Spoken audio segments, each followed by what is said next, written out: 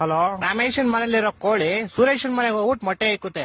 ಇವಾಗ ಮೊಟ್ಟೆ ಯಾರ್ದು ಅಂತ ಹೇಳಪ್ಪ. ಮೊಟ್ಟೆ ಈಗ ಸುರೇಶನ್, ಯಾಕಂದ್ರೆ ಕೋಳಿ ಸುರೇಶನ್ ಮನೇಲಿ ಬಂದಿರ್ತಲ್ಲ, ಯಾರ ಮನೇಲಿ ಬಂದ್ ಮೊಟ್ಟೆ ಇಡುತ್ತೋ ಅವ್ರದೇ ಮೊಟ್ಟೆ. ಇಲ್ಲ ಲೇ, ಇಲ್ವಾ? ಮತ್ತಿನ್ಯಾರ್ದು ಮೊಟ್ಟೆ? ಕೋಳಿದಲ್ಲಿ.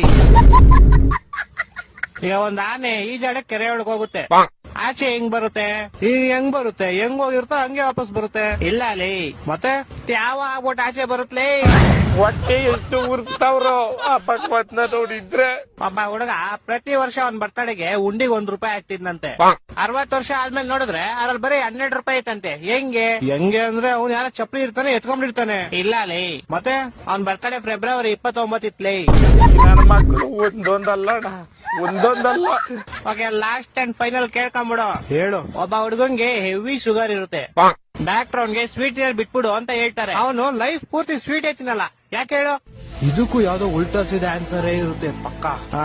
ಯಾಕಂದ್ರೆ ಅವ್ನ್ಗೆ ನಾನು ಹೇಳ್ತೀನಿ ಕೇಳು. ಹೇಳು. ಯಾಕಂದ್ರೆ ಆವಾಗ್ಲೇ ಹೇಳದ್ನಲ್ಲ, ಅವ್ನಿಗೆ ಶುಗರ್ ಇರುತ್ತೆ, ಡಾಕ್ಟರ್ ಇರ್ತಾರೆ, ಅದಕ್ಕೆ. ಹೊಟ್ಟೆ ಎಷ್ಟು ಉರ್ಸ್ತಾವ್ರೋ ಆ ಭಗವತ್ನ ನೋಡಿದ್ರೆ. ಸರು ನಾಶ ಮಾಡ್ಬೇಕು.